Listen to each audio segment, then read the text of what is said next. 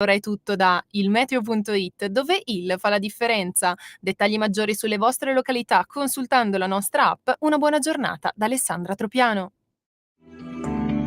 Avete ascoltato le previsioni del giorno. Diamo subito la linea a Giulio Cainarca. Eccoci qua e intanto vedo collegato con noi, lo ringrazio e lo saluto, anche Gianluca Savoini, come vi dicevo prima. Buongiorno Gianluca. Buongiorno Giulio, buongiorno agli ascoltatori. Come stai? Come va? Bene, grazie.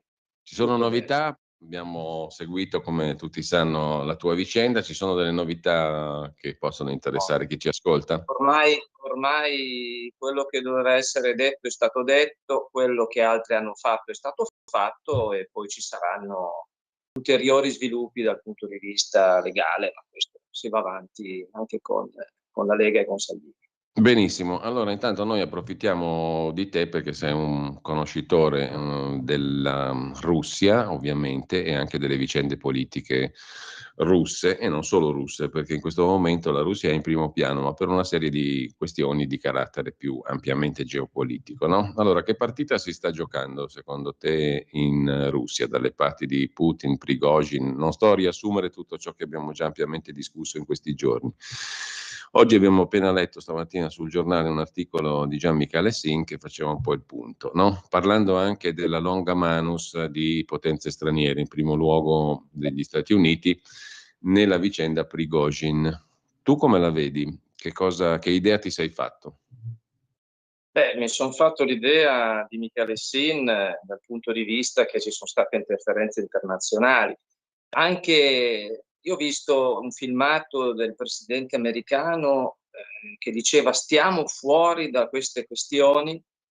Probabilmente la gallina che canta ha fatto l'uovo, ovviamente.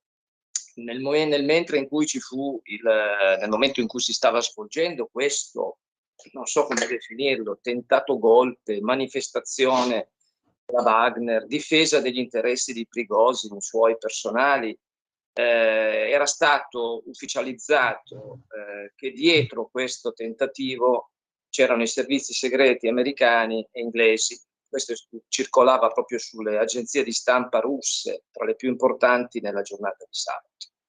Come possiamo vederla? Possiamo vederlo credendo, se dobbiamo credere alle fonti ufficiali, quello che ha detto ieri Putin in diretta televisiva ieri sera, che c'è stato il tentativo di un tradimento ai danni di tutta la Russia nel momento in cui la Russia è impegnata in uno sforzo bellico. I paragoni che lui ha fatto 2 giorni fa, quando poi Prigozhin si è fermato con le sue truppe, era quello del 1917. Lenin.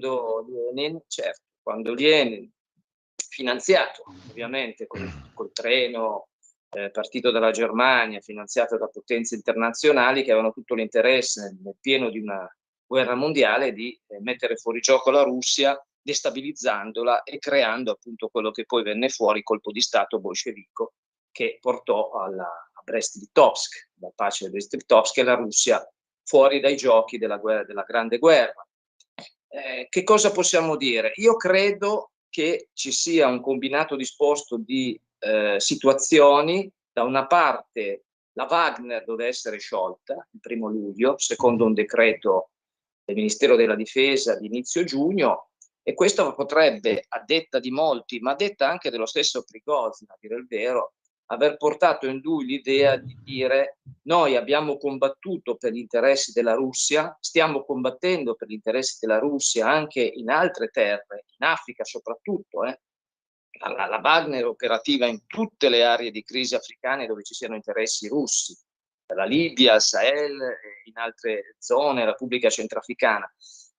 Quindi è vero quello che dice Prigozhin, che abbia perso la testa, che sia stato manipolato da potenze straniere o che abbia voluto, come sostiene lui, chiedere la testa di un inefficiente ministro della difesa, Shoigu, che dall'inizio dell'operazione militare non è riuscito a portare alcun obiettivo e ha accusato chiaramente lui e i suoi di aver truffato, ingannato il presidente Putin, sostenendo che in pochi giorni la guerra sarebbe finita, e così non è stato. Ecco, A chi dar ragione, francamente, non lo so.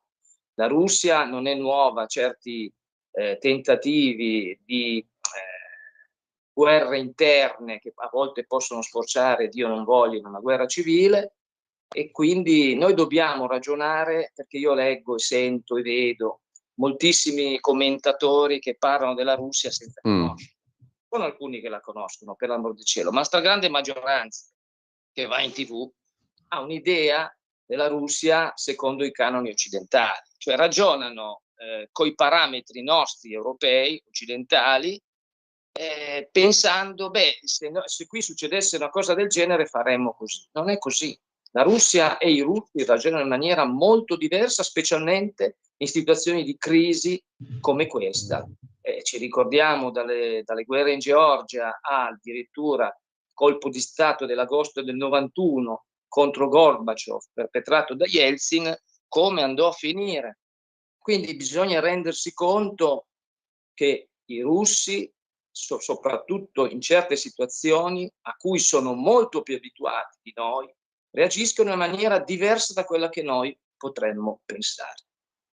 Ecco, in questo caso Gianluca, la reazione si iscrive nell'ambito di quello che tu ritieni essere questa diversità russa? Cioè c'è qualcosa che non era previsto o per certi versi diciamo...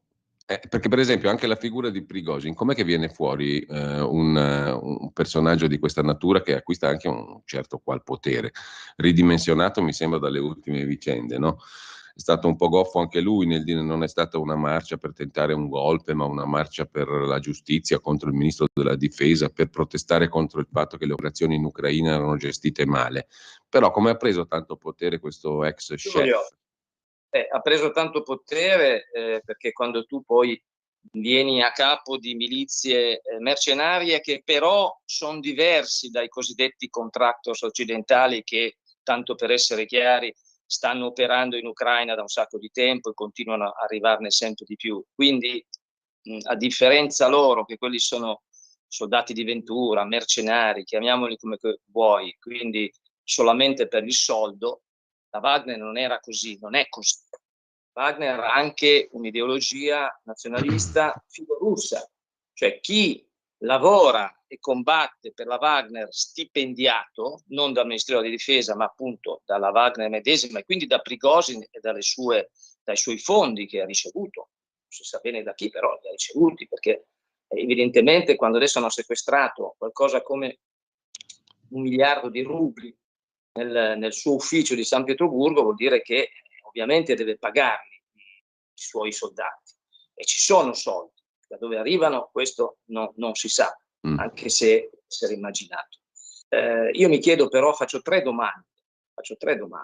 Se veramente la Wagner avesse voluto fare un golpe o andare violentemente contro le istituzioni attuali, sicuramente non contro Putin, ma contro una certa cerchia intorno a lui che era considerata corrotta, incapace, eccetera, eccetera, io mi chiedo come mai attualmente i centri di reclutamento della Wagner in Russia sono ancora aperti. Seconda domanda, come mai Lavrov, il ministro degli esteri, ieri ha dichiarato ufficialmente la Wagner continuerà a operare negli interessi della Russia in Africa. Terzo punto, come mai, se è vero, se non è vero, però è vero, c'è stato questo accordo con il presidente della Bielorussia, Lukashenko, che prevede che i distaccamenti della Wagner stiano in Bielorussia. Ma Lukashenko non è un nemico, Lukashenko.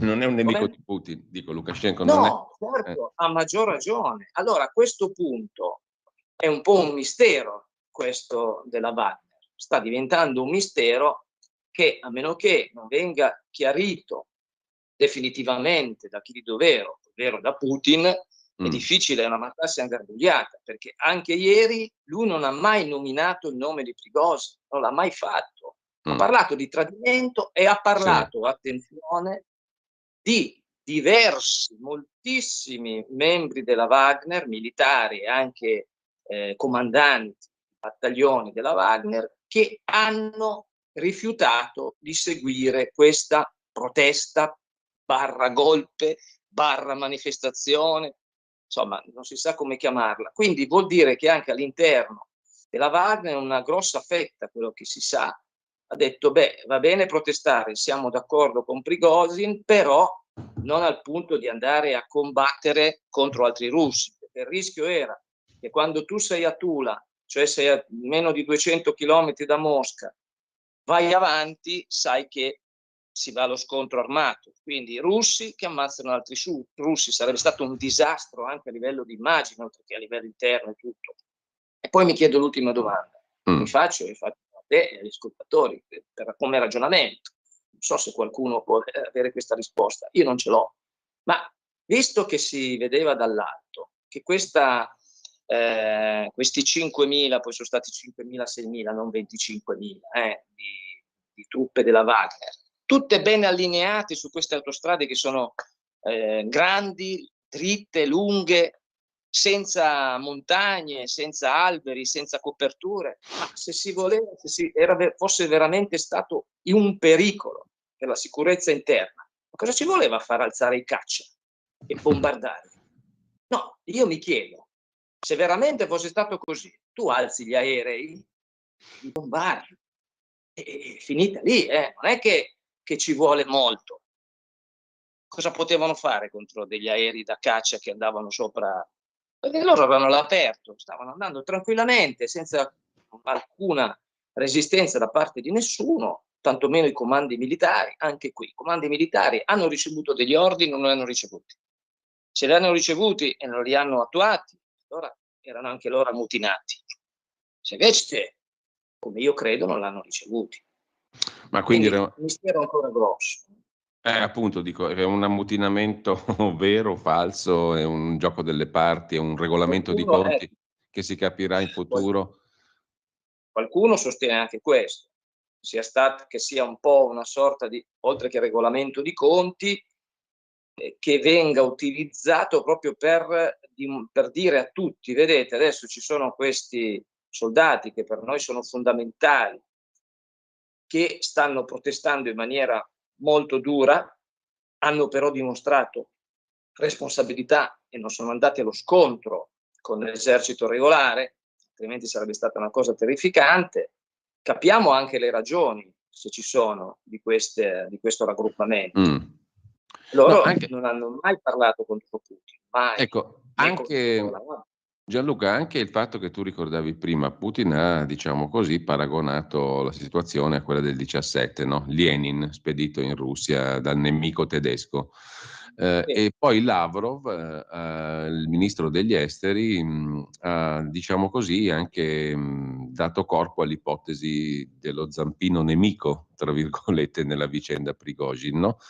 Perché i servizi segreti americani, ha detto Lavrov, apparentemente speravano che l'ammutinamento del 24 giugno in Russia avesse successo. E poi Lavrov ha nominato anche il presidente Macron, il quale vedeva nella rivolta un'occasione, ha detto sempre il ministro degli esteri russo, per cercare la sconfitta strategica della Russia. Queste parole qui avrebbero messo in cattivissima luce Prigozhin, no? Dopodiché invece lo stesso Lavrov ha ridimensionato le accuse nei confronti dello stesso Prigozhin e ha rivelato di avere ricevuto dall'ambasciatore degli Stati Uniti a Mosca assicurazioni formali sulla completa estraneità di Washington. Sì. E allora cosa ne deduciamo? Allora, è evidente che, innanzitutto, che come dicevamo all'inizio, molta gente non capisce la Russia, compreso il presidente francese che dice queste cose. La destabilizzazione sarebbe stato un dramma per tutto l'Occidente, per tutto il mondo, se la Russia viene destabilizzata dall'interno. Questi sono davvero così ingenui, per non usare qualche altro termine peggiore, da non capire che se Putin venisse destituito con la forza, con un putsch, con un golpe, con un colpo di Stato, chiamiamolo come vogliamo, da ambienti militari, perché non è che arriva il liberista, liberale, con la Coca-Cola in mano e con la bandiera arcobaleno a dire dai, siamo tutti buoni, fermiamo tutto. No, arriva esattamente un altro Castigamanti, molto più deciso, molto deciso. E chi di dovere lo sa questa cosa, perché ci sono state anche preoccupazioni da parte delle cancellerie occidentali, anche diciamo il modo di porsi dello stesso Biden, che è parso molto molto teso quando ha dichiarato è un fatto interno alla Russia, stiamone fuori e statene fuori tutti, dopo che probabilmente i servizi segreti internazionali e la CIA, l'MI5 inglese, come è stato detto in Russia, hanno avuto una grande parte nel fomentare questa rivolta o questa manifestazione di rabbia da parte dei Prigozhin. Quindi è inutile nasconderlo. Qualcosa, una manina c'è stata occidentale. Probabilmente poi è sfuggita di mano o forse non è andata come credevano, che comunque io ricorderai anche tu Giulio ancora più di me, perché tutti i giorni tu fai la rassegna stampa. Sono mesi che di tanto in tanto appariva su qualche giornale una dichiarazione buttata così quasi casualmente dagli ambienti anglo-americani in cui si diceva e c'è il rischio che prima o poi ci sia una rivolta interna, dei militari scontenti, dei falchi, del Balabà, della Wagner, di Beethoven, insomma, tutte queste cose che dimostravano che molte volte quando vengono buttate queste perle, no, di saggezza, di grandi analisi geopolitiche, in realtà è la stessa manina che le sta creando queste cose e che quindi le sanno che possono capitare perché loro stanno lavorando per farle capitare.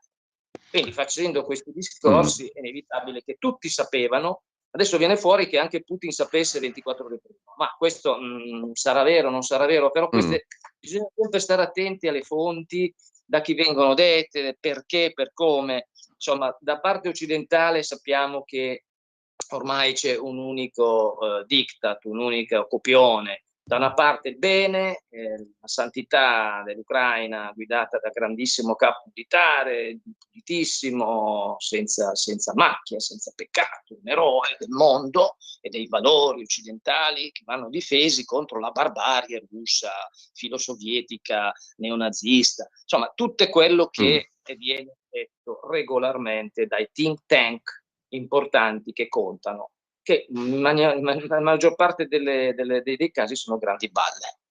Ecco, intanto Gianluca, anche Gian Michele Sin nell'articolo che citavo prima fa notare un'altra cosa in conclusione del suo pezzo di stamani, no? Che su un canale Telegram della stessa brigata Wagner è stato pubblicato un post intitolato Ridispiegamento della Wagner. In estrema sintesi si vede una cartina nella quale in sostanza la brigata Wagner va a posizionarsi nei territori della Bielorussia a nord di Kiev.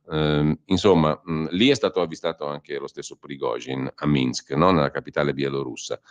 In sostanza, l'accordo sottoscritto con la mediazione di Lukashenko trasformerebbe la Bielorussia nel nuovo territorio operativo della brigata Wagner. Sarebbe una fine abbastanza curiosa per tutta questa vicenda, no? Chi ha macchinato cosa a questo punto diventa un po' più difficile da capire, però quel che è certo è che in questa direzione qui la brigata Wagner non va in un territorio nemico, va in un territorio alleato della Russia e diventa operativa in un territorio, tra l'altro qualcuno aveva anche fatto notare, non so quanto sia vero, in un territorio dove si controllano meglio anche eventuali movimenti della Polonia, di cui era stata paventata la possibilità di intervenire addirittura militarmente. Sì, ma infatti se vogliamo leggerla con un'analisi in questo momento, perché amici in Russia mi dicono che in questa situazione non è ancora finito nulla e non crediamo che sia finita questa cosa, andrà avanti ancora per un po' e poi magari darà dei risultati più avanti. Io non credo che Shoigu rimarrà a fare ministro della difesa. Appunto, questo mi sembra un'altra Il risultato è che comunque, a differenza di quello che altri speravano, più che altro, non che pensavano, che valutavano, speravano, a volte si confonde la speranza con la realtà. La realtà parla che in realtà Putin è più forte di prima, per quello che la vedo io, per come la vedo io, perché è riuscito a evitare che questa situazione degenerasse. Prigozhin ha dovuto mettere la coda tra le gambe, non si sa, sì adesso. Sì, probabilmente in Bielorussia, lui però ieri nel suo video che ha fatto non ha detto dov'è, e la Wagner soprattutto non è stata disfatta, dismessa, ci sono state Mm. condanne dirette, arresti, risulta che ci siano. Ed è ancora operativa per il bene della Russia. Dove? In Bielorussia, quindi a 100 chilometri dalla capitale. Ecco, della capitale Kiev, dalla capitale ucraina. Sì. Ecco, questo è il vero risultato. Ed è un risultato a livello bellico positivo per la Russia, non negativo. Poi io la butto lì. Non mi meraviglierebbe se presto la Bielorussia entrasse a far parte della Russia. Non mi meraviglierebbe. Non mi meraviglia affatto che a un certo punto la Bielorussia, come ha fatto la Crimea nel 2014, chiede la riunificazione della madrepatria russa, perché sappiamo che poi alla fine la Bielorussia è sempre stata una parte della Russia, con la fine dell'Unione Sovietica. È successo quello che è successo, come potere ucraino. Allora, Gianluca, se hai ancora qualche minuto, possiamo magari sentire anche qualche eventuale telefonata, se qualcuno vuole chiamare allo 02 92 94 7222. Ripeto il numero 02 92 94 7222. Per i messaggi WhatsApp il numero è il 346 6427 756. Fate i filorussi alla radio, poi votate per le armi all'Ucraina. Questa cosa francamente non mi riguarda, perché io non voto da nessuna parte, non sono né parlamentare né altro, e quindi la cosa mi riguarda veramente poco. Dopodiché, cosa vuol dire filorussi? Si sta sì, parlando appunto, più che filorussi qua si cerca di analizzare le cose. Ognuno ha i suoi punti di vista, e per fortuna che c'è un conoscitore della realtà russa come Gianluca che ci offre un punto di vista in più. Più sono, diciamo così, le angolature, e meglio si possono interpretare i fatti. No? Questo è un ABC di tutte le cose. Se tu hai tanti punti di vista, poi te ne fai uno tuo in maniera più ponderata, detto in sintesi. Il tentativo è quello invece di mantenere un unico appunto.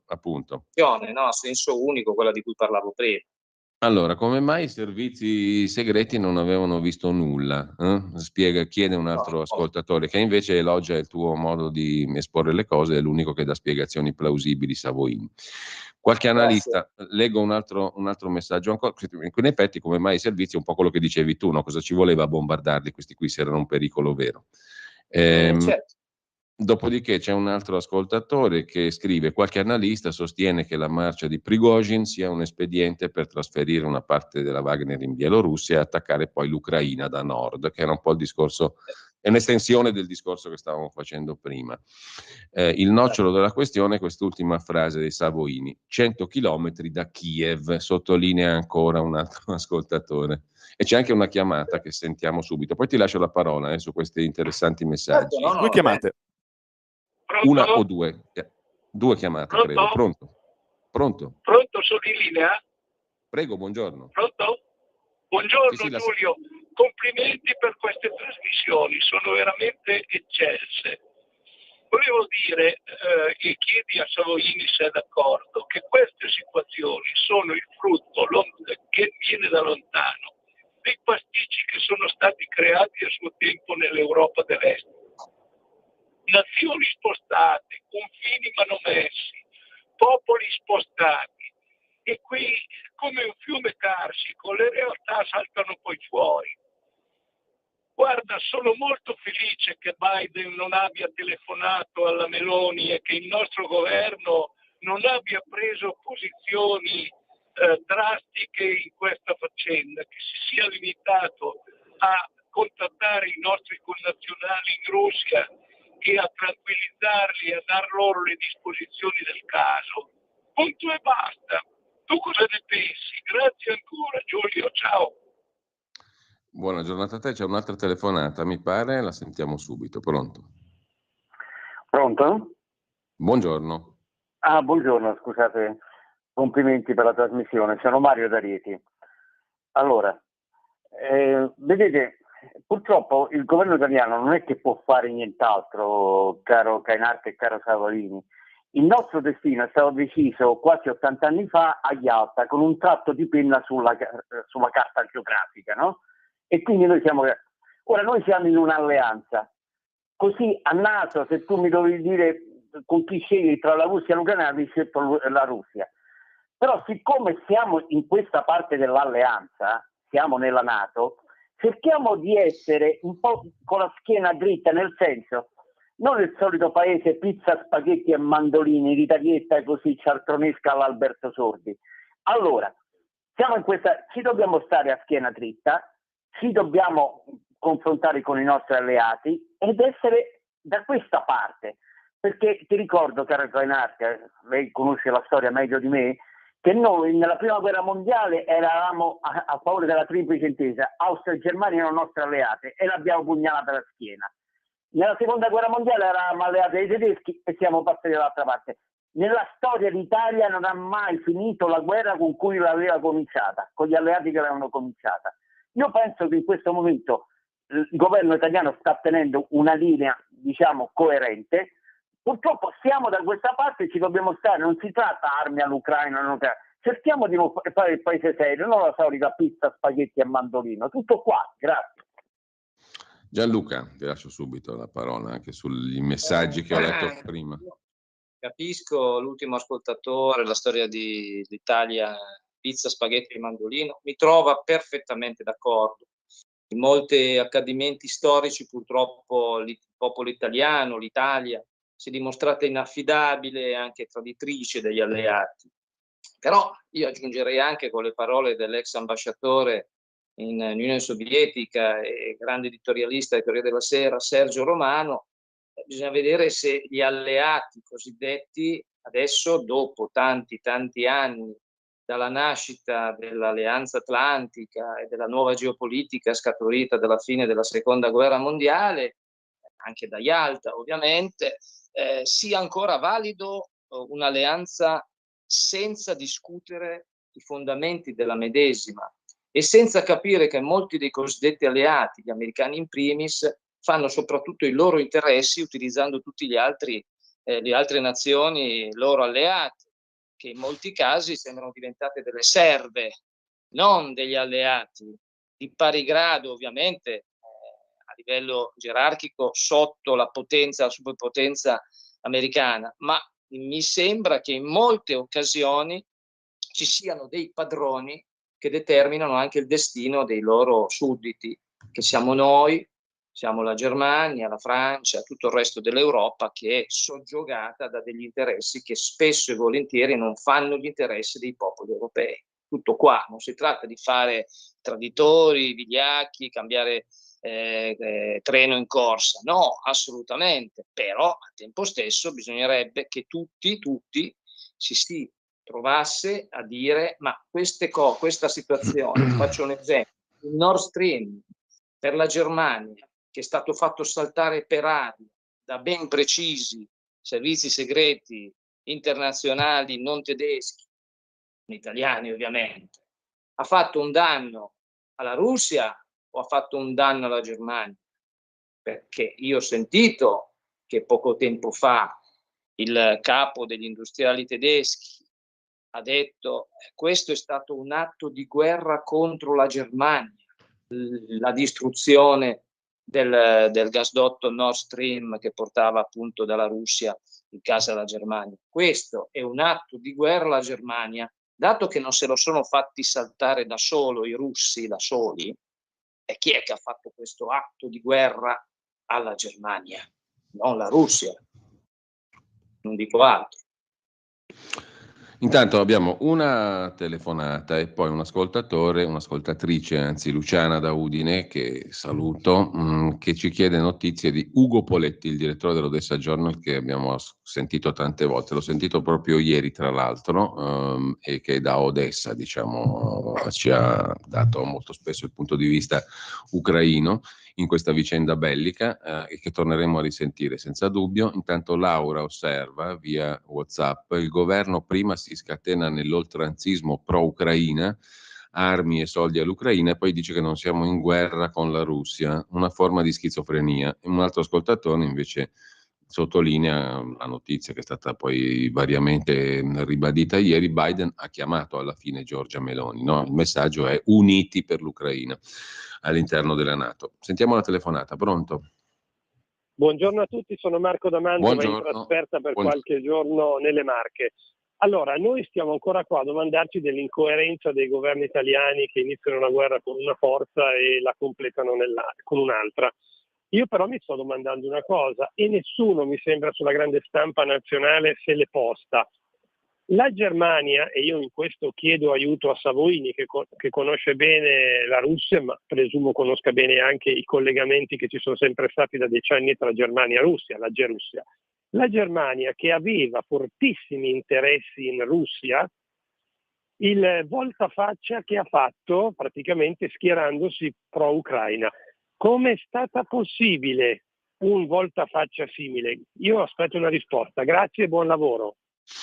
Grazie. Gianluca. L'ho data poco fa, parlando del Nord Stream. L'ho data poco fa parlando di una sudditanza, non di un'alleanza.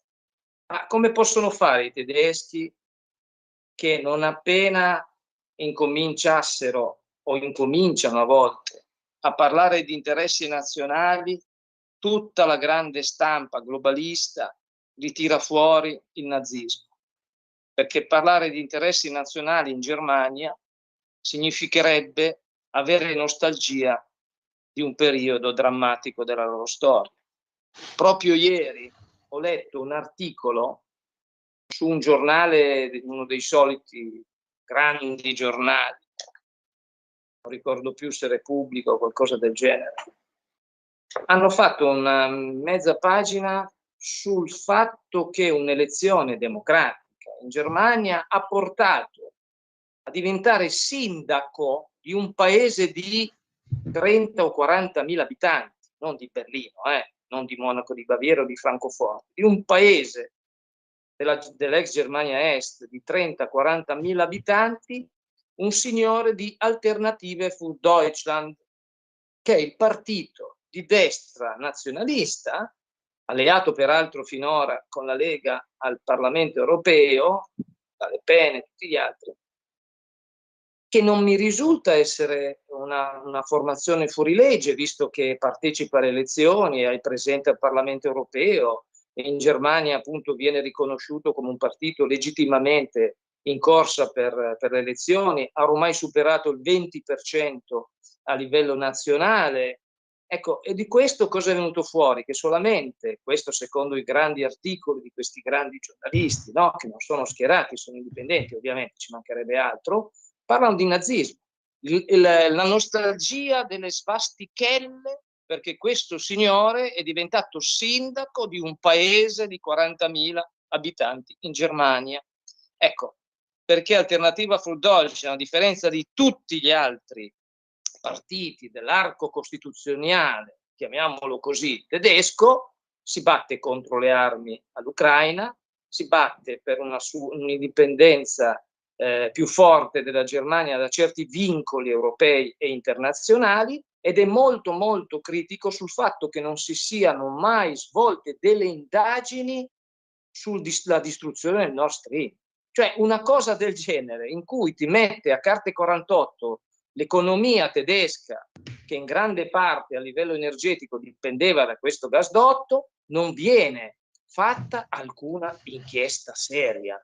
E allora questo cosa significa? Significa che la Germania, fino a che continua questa situazione, non potrà mai liberarsi da questi vincoli, pena essere di nuovo paragonata ai nazisti. Ecco, questo è il gioco. Alla fine, come la Lega, vi ricordate, ai tempi di Bossi, veniva attaccata perché separatista, distruzione dell'Italia, antinazionale, pericolosissima, xenofoba, razzista, tutto questo che adesso la stessa cosa capitata anche con Salvini, adesso dicevo Bossi perché non è indietro nel tempo, quindi la stessa cosa, anzi con Salvini fascista, nazista, perché era la Lega Nazionale. Allora, queste cose succedono perché esiste una centrale operativa editoriale che crea le inchieste farlocche, crea l'opinione pubblica in maniera sbagliata, si inventa notizie completamente false, dà delle impostazioni in cui se tu non la pensi come loro sei una persona brutta da condannare, e poi si aprono magari anche inchieste giudiziarie grazie a queste grandi inchieste giornalistiche che poi finiscono in nulla, compresa la mia ovviamente, ma non solo la mia, per non tornare sempre sul personalismo. Quindi è questo il combinato disposto di questo drammatico Occidente che non permette, è una sorta di gabbia d'acciaio, lo diceva Max Weber, non lo dicevano pericolosi sovversivi. Max Weber, uno dei più grandi sociologi, maestri della sociologia moderna, parlava che il nostro tempo, e lui parlava 100 anni fa, immaginiamoci se vivesse adesso, il nostro tempo si stava costruendo degli obblighi mentali, condizionamenti continui in cui alcune cose dovevano essere seguite, il resto era tabù, non dovevano essere perseguite. E quindi ci si è creati una gabbia d'acciaio in cui tutti noi siamo prigionieri. Ecco, secondo me l'Europa di oggi è dentro una gabbia d'acciaio. Ecco, Gianluca, a proposito del nostro amico Ugo Poletti su True News, c'è una sua analisi della situazione che più o meno dice così: l'ammutinamento della Wagner è un grande regalo all'Ucraina nella guerra. Il fallito golpe ha recato danni permanenti alla Russia, la ribellione dei mercenari della Wagner è un punto di svolta, perché ha dimostrato quello che notavi anche tu prima, ma visto da un altro punto di vista, no? La mancata, per esempio, reazione dell'aviazione russa ha dimostrato che l'aviazione russa è un corpo privo di vita. 3 città sono state occupate e lo stesso Prigozhin ha narrato l'altro giorno che ha dato la sua spiegazione sull'invasione dell'Ucraina e ha sbugiardato Putin e la propaganda russa. Come la vedi tu questa analisi per cui questa vicenda indebolirebbe la Russia, l'esercito russo e la guerra russa in Ucraina? No, io non sono d'accordo, proprio perché non è andata a buon fine questa cosa. Che fosse giusta, sbagliata, la messa in scena o meno, non ha portato risultati asperati da alcuni, temuti da altri e comunque che potevano anche accadere. Sabato sera, sabato notte, se la Wagner fosse entrata a Mosca, probabilmente sarebbe cambiata veramente in una situazione e ci sarebbero stati sviluppi assolutamente imprevedibili. Io invece temo proprio per l'Ucraina che questa cosa invece renderà la Russia ancora più decisa e più forte mentalmente per sistemare la situazione dal loro punto di vista. Non credo che questi accadimenti abbiano indebolito, anche perché, come dicevamo all'inizio, se Putin non potesse più comandare, governare in Russia, arriverebbe qualcuno molto, molto più radicale di lui. Ecco, a proposito, Gianluca, della narrazione di Prigozhin, no? Che ha detto che insomma la guerra in Ucraina non è nata per quei motivi per cui diceva Putin, ma per un calcolo di affaristi o giù di lì. Questo, secondo il nostro amico Poletti, sarebbe un danno incalcolabile per il consenso popolare a Putin verso la guerra e verso la figura di Putin. Tu che notizie hai invece circa questo gradimento popolare o meno?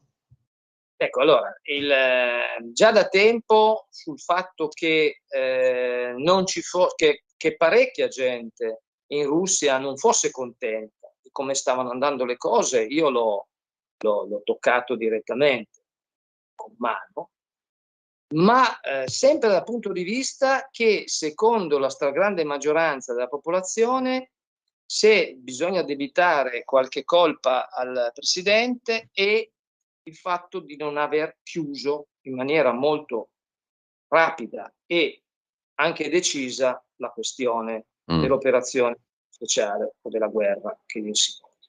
Questo è. C'è da dire un'altra cosa però. Quello che veniva detto prima dal giornalista, no? Che sta ad Odessa, Poletti, sì.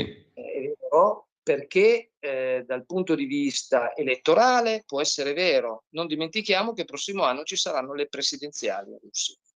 Ecco, qui si apre una partita importante.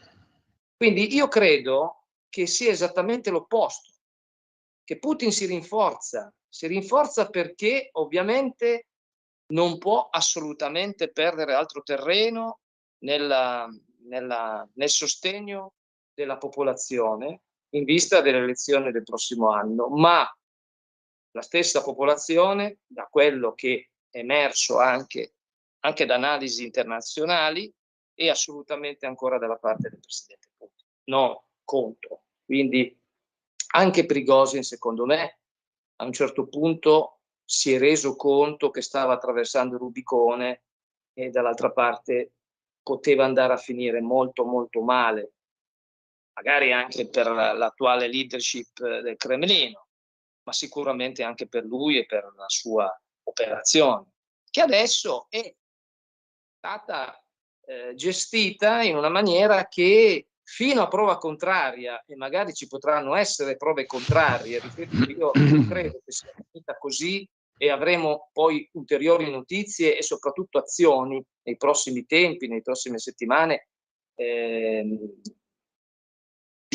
sono divenute da questo tentato putsch, chiamiamolo così. Io credo che comunque alla fine la Wagner continuerà a lavorare per gli interessi della Russia, e di Prigozhin non so se si sentirà ancora parlare, se parlerà lui o parlerà qualcun altro. E ci sono anche altri comandanti della Wagner, non c'è solo lui. Allora, Se lui è quello più noto. L'agenzia ANSA sta aprendo con la notizia di Prigozhin atterrato a Minsk dall'Ukrainska Pravda, ma la vediamo dopo più in dettaglio. 2 telefonate, 2 audiomessaggi e poi ancora qualche messaggio via WhatsApp. Sentiamo prima le telefonate in attesa. Pronto? Buongiorno Lisetta, buongiorno a tutti e due.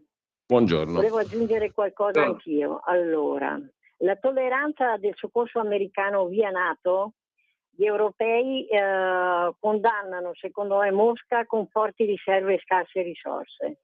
L'escalation è disastrosa, sempre secondo me, anche per gli USA. Le ipocrisie occidentali, e termino, Kiev dovrebbe scegliere continuare la guerra senza di noi o finirla presto con il nostro aiuto. Tutto qua, vi saluto tutti e due, arrivederci. Grazie, l'altra telefonata, pronto? Pronto? Buongiorno. Buongiorno, sono Giuseppe di Varese. Volevo dire, per sapere qualche verità dobbiamo affidarci veramente a gente così come il signor Salvini. Purtroppo ce ne sono pochi che fanno questo tipo di informazione. Se ci affidiamo alle informazioni, quelle che conosciamo benissimo, no? dei vari editori e direttori di giornali e di giornalisti servili, abbiamo così da correre per sapere qualcosa di vero. Così come parla questa persona qui che bisognerebbe ascoltarlo, ma purtroppo nessuno gli dà credito, perché dicono che è un illuso, diciamo, praticamente. Noi diamo ascolto a chi? Ai grandi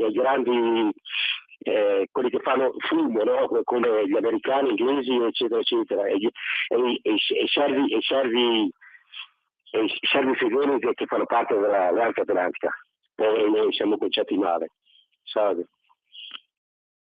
Beh, siamo pur sempre parte, diciamo, di uno schieramento politico abbastanza, cioè, non credo che nessuno di noi ambisca, diciamo, a diventare una Bielorussia, tanto per essere chiari. Comunque, un conto è, diciamo, analizzare le cose, un conto è auspicare determinate altre evoluzioni. Comunque, al di là di questo, c'è un ascoltatore, Walter, che pone il problema della Cina, la reazione della Cina, un altro Gianni da Roma che invece sottolinea come alla fine di tutto la questione della rilevanza geopolitica internazionale è direttamente proporzionale sempre e comunque a un fattore antico, cioè la potenza militare. Dopodiché abbiamo 2 audiomessaggi che adesso il regista, la regia Federico Borsari ci fa ascoltare. Sentiamo. Io dico, Walter, dal Friuli Venezia Giulia, che la differenza sostanziale sta nella parola appunto alleanza. Alleanza non può essere sudditanza. L'alleanza, voglio dire, deve avere a che fare con un sistema che mi permette, sia che io sia piccolo, sia che io sia grande, di poter non solo dire la mia, ma anche in qualche modo fare quelli che possono essere esattamente i nostri interessi. E su questo noi della destra dobbiamo essere molto chiari, perché stare a destra non significa essere come dire, di destra, ma significa essere di buon senso. Salvini stamattina ha dimostrato che ci sono dei momenti in cui è giusto fare il punto della situazione, un aggiornamento di buon senso, tenendo conto dell'esperienza personale soprattutto, ma anche di quello che sono i fatti, il più possibile andando a cercare quelli veri, perché qui la televisione ci sta facendo vedere quello che non è. Hanno costruito un sapere attraverso un conoscere della rete e quindi come dire, è un po' tutto fasullone. In ogni caso, viva Salvini e viva anche Radio Libertà. Ciao. Altro messaggio, l'altro audio messaggio arrivato via WhatsApp 346 6427 756 per i vostri commenti e per la diretta abbiamo ancora qualche minuto, 02 92 94 7222. Sentiamo il messaggio audio. Buongiorno, mi chiamo Oriana, chiamo da Riccione. Io volevo, se era possibile, un'informazione. Domenica mattina ho ascoltato, come sempre, la trasmissione di Scimmia, il quale ha intervistato un professore sulla questione della Russia, solo che non mi ricordo o non ho sentito bene il nome. Se per cortesia me lo potete dire, ripetere, che volevo fare delle ricerche perché mi è piaciuta molto la sua analisi. Grazie, buona giornata. Sì, si trattava di Nikolai Lilin, che tu conoscerai senz'altro anche, Gianluca, che da poco mi sembra abbia lasciato Milano, faceva anche un ottimo disegnatore, tatuatore, pittore, incisore, fa delle icone bellissime tra le altre cose, e scrive su Libero da qualche tempo, collabora anche con il quotidiano Libero. Lo abbiamo ascoltato proprio in quell'ottica che dicevamo prima, no? Che quanto più si hanno posizioni diverse, tanto più si cerca come si può, diciamo, cercare di capire di più. È un principio talmente elementare che non viene praticamente soddisfatto quasi mai, sostanzialmente. In tutti questi anni, Gianluca, che ci conosciamo, io ho notato questo, che l'informazione si è fossilizzata sempre di più, diciamo, nell'apparente pluralismo che diventa un'unanimità incredibile. C'è molta meno pluralità di voci oggi che non 30 anni fa. Vendo 24 ore su 24 un bombardamento di notizie, certo. Tra l'altro qualcuno ha citato, qualche ascoltatore, la posizione cinese. Anche qui, fino a proprio il momento in cui vengono fuori le notizie da Mosca di questo tentativo di Prigozhin, di questa sollevazione della Wagner, subito qualcuno ha incominciato a dire adesso la Cina si vede che prende le distanze da Mosca perché vuole stabilità, non vuole assolutamente ulteriori problemi. Esattamente l'opposto. La Cina immediatamente, Pechino, in una nota formale ha dato il suo appoggio a Mosca nel momento in cui c'era questa situazione che non si sapeva ancora come sarebbe andata a finire, e le analisi degli esperti di geopolitica cinesi sui più grandi quotidiani di Pechino dimostrano la cesura e l'alleanza strategica forte proprio tra Pechino e Mosca. Mi dispiace per questi che di nuovo scambiano le loro speranze in una realtà che in realtà parla di tutt'altro. Abbiamo un'altra telefonata in attesa. Pronto? Sì, pronto, buongiorno, Paolo da Trieste. Io spero che le destre nel 2024 non facciano le schizzinose, perché ho già sentito non ci mettiamo con Alternative for Deutschland, non ci mettiamo con la Le Pen.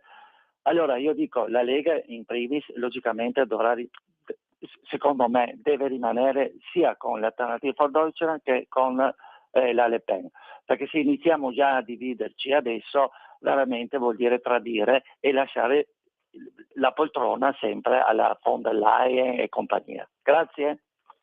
Allora, Beppe da Como scrive: Gianluca, non sono un esperto, ma rivedo il mancato golpe a Erdogan, contro Erdogan, che allora veniva visto in decadenza. In realtà ne è uscito più forte e determinato, e credo che allo stesso modo anche Putin ne uscirà rafforzato da questa vicenda. Intanto però, a proposito di notizie, dicevo prima, l'ANSA in questo momento apre con la notizia dell'arrivo del jet privato di Prigozhin all'aeroporto militare Mashulisky vicino a Minsk in Bielorussia, lo riferisce Ukrainska Pravda. L'aereo è arrivato alle 6:40 ora locale da Rostov sul Don. Pochi minuti dopo un altro jet è atterrato allo stesso aeroporto da San Pietroburgo. E dopo la sua marcia verso Mosca di sabato scorso, scrive ancora l'agenzia ANSA stamani, in questo momento Prigozhin era stato visto a Rostov coordinando il ritiro dalla città degli uomini della Wagner. Dopo 2 giorni, ieri ha diffuso l'audio del quale abbiamo parlato prima. Nulla è chiaro su quello che è successo. Lo stesso Prigozhin rimane incriminato dalla Procura Generale per insurrezione armata. Allo stesso tempo la sua compagnia ha ripreso normalmente l'attività nel quartiere generale di San Pietroburgo e in altre diverse città, dove è ricominciato anche il reclutamento, come dicevi tu prima, Gianluca, no?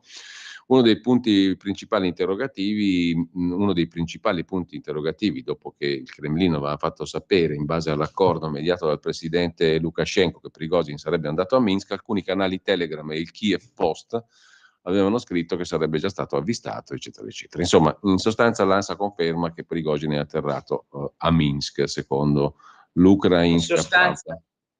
In sostanza sta venendo fuori che tutto è come prima, tranne per Prigozhin, tutto è come prima, tranne che per Prigozhin, che avrà un esilio dorato, accompagnato da un volo di linea da Rostov fino in Bielorussia, starà lì a disposizione, mentre la Wagner continua a fare quello che Ecco, scusami Gianluca, mi viene da fare bella notizia per gli occidentalisti, gli occidentali, chi pensava che chissà cosa. No, appunto, mi viene da fare una controlettura, non so se è fondata, perché io non sono un esperto di queste questioni, sono un semplice lettore cittadino, lo dico veramente. Cioè, la controlettura è: se questo qui era un pupazzo, un pupazzetto, diciamo, se c'era stata la longa manus di chi voleva buttare giù Putin, mi sembra che sia andata molto male, perché Putin l'ha gestito come se fosse un suo pupazzo, cioè lo mettiamo dove ci pare, tranquillamente, oltretutto mantenendo vivi i suoi canali di reclutamento della brigata Wagner, che è il massimo, cioè un golpista che nel paese dove doveva fare il golpe mantiene aperte le agenzie di reclutamento dei suoi uomini, controllate dal presidente Putin, è ovvio, controllate dalle autorità russe legittime. Quindi diciamo che se questo qui era un tentativo di usare il pupazzo contro Putin, è andato molto male, mi pare di capire. Malissimo, peraltro in questi ambienti, a questi livelli, non ci sarebbe da meravigliarsi che uno giochi su 3 tavoli. Appunto, dico. Magari facendo credere a qualcuno di andare contro un altro, avendo magari dei vantaggi anche economici da parte di chi dice sì, vai contro quell'altro, però poi lui alla fine con quell'altro è d'accordo, oppure lo avvisa. Insomma, questo potrebbe essere un romanzo, no? Un romanzo, una spy story, un romanzo di guerra, chiamiamolo come vogliamo, che però finora non ha sconvolto e scombussolato più di tanto la situazione né sul terreno bellico in Ucraina, né tantomeno all'interno della Russia. Qualche crepa magari, che però potrà essere poi risolta, nel potere cossidetto monolitico, no, del Cremlino, al quale io francamente non ho mai creduto, perché così non è, potrebbe esserci, ci sta qualche crepa, ma non credo sia una crepa di quelle pericolose che possono far crollare giù il muro. Ecco, quindi poi il tempo passa, poi ci saranno sicuramente, vedrete, dei risultati sul campo, perché inevitabilmente poi ci sarà questa reazione. E quindi aspettiamoci veramente qualcosa, qualche azione come reazione a quanto accaduto. In una maniera o nell'altra. Gianluca, prima di salutarci, intanto io ti ringrazio per questa lunga disponibilità di tempo che ci hai dato stamani e ci risentiremo in altra occasione in futuro, se sei d'accordo, ma volevo chiederti, secondo te la vicenda bellica quanto durerà ancora? Quanto è presumibile che duri? Perché tu dicevi, da una parte c'è un'opinione pubblica che imputa magari a Putin di essere stato troppo lasco, di aver tirato per le lunghe, di non averla risolta più velocemente questa storia dell'Ucraina. Al contrario, c'è chi dice il contrario. Per cui... Sì, appunto. Penso che un ascoltatore ha fatto giusto riferimento con anche lì lo stranissimo tentato golpe contro Erdogan, quanti era? 6-7 anni fa. Quindi anche qui lui si è rafforzato, adesso è diventato di nuovo per l'ennesima volta presidente. Non lo so, la domanda che mi hai fatto ovviamente è una domanda a cui non so dare risposta, quanto potrà durare. Speriamo il meno possibile, soprattutto per la povera gente che sta morendo in Ucraina, da una parte e dall'altra, purtroppo a causa di scelte sbagliate nel corso degli anni, dei decenni, da parte di chi ha voluto, invece di cercare di tirare dentro la Russia verso l'Occidente, ha sempre voluta dipingere come una potenza nemica e ostile all'Europa, che non è mai stato vero, e la sta spingendo sempre di più nelle braccia della Cina. Che questo è veramente una roba rischiosa. L'unificazione veramente forte tra Russia e Cina, questa è una cosa drammatica che, se vogliamo ricordare Berlusconi, anche qui in questo momento, lui cercò, insieme ovviamente ai suoi alleati, c'era la Lega di Bossi all'epoca, con Pratica di Mare, cercò di far stringere la mano tra Putin e Bush e portare la Russia verso l'Europa, amica dell'Occidente. No, anche perché Poi, Gianluca, tu sei proprio, allora, qua verrebbe da discutere un'altra ora, dobbiamo salutarci, però sempre diciamo da osservatore parziale e sulla base dei pochi strumenti che sono a disposizione di tutti, ma noi sappiamo tutti che la cultura russa è anche una cultura largamente europea, no? La sua storia nei secoli è la storia di una cultura europea. La musica, i romanzi, la letteratura, l'arte, diciamo.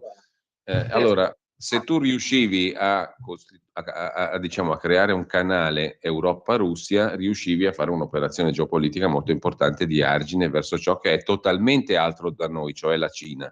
Ed è totalmente altro da noi, non sto dicendo meglio o peggio, sto dicendo totalmente altro da un punto di vista culturale, politico, ma anche di interessi e di modo di vivere. Cioè noi tutti credo che il modello cinese lo viviamo con preoccupazione, no? Sotto tutti i punti di vista, perché lo percepiamo anche come un modello totalmente diverso. La Russia invece certamente è una potenza che magari può inquietare, ma che aveva moltissimi tratti coltivabili di affinità con noi, no? Sicuramente più affine di un certo modello estremista americano che oggi non ha più niente a che vedere con la nostra tradizione. Ecco, allora quella scommessa lì, la scommessa di Berlusconi la stiamo perdendo, cioè quella via intrapresa. L'abbiamo persa e questo non è di buon auspicio però per tutto il continente europeo, perché diventa terreno di conquista poi, più facile, no? Assolutamente, l'Europa è sempre stata una terra di conquista, di grandi conquistatori anche, ma anche di conquista. Dal periodo delle crociate in poi c'è sempre stato il tentativo di arrivare a cambiare quello che è la nostra fisionomia, la nostra identità, la nostra storia. Questo l'abbiamo detto anche noi per tanti anni, venendo accusati con tutti gli improperi possibili e immaginabili, da chi invece pensa all'amore e fratellanza universale, vogliamoci tutti bene, niente confini, niente identità, siamo tutti uguali, siamo tutti diversi ma al tempo stesso uguali. Tutte queste grandi baggianate che sono finanziate da poteri fortissimi, pieni di possibilità finanziarie, per proprio turlupinare l'opinione pubblica e fargli credere che il giusto sia sbagliato, invece quello che è sbagliato sia giusto.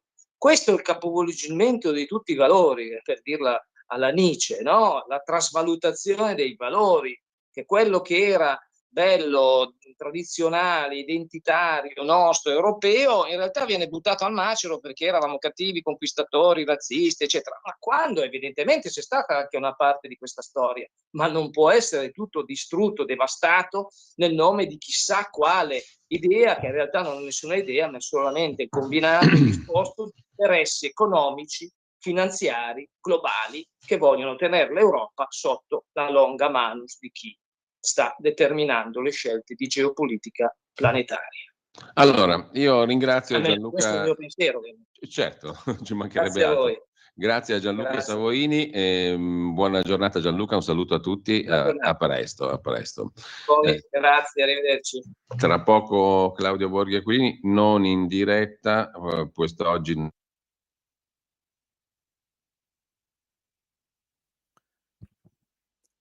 Giulio, non ti sentiamo più. Tra poco una diretta domande e risposte di Claudio Borghi Aquilini. Qui Parlamento. Grazie Presidente, onorevoli colleghi, signori membri del Governo.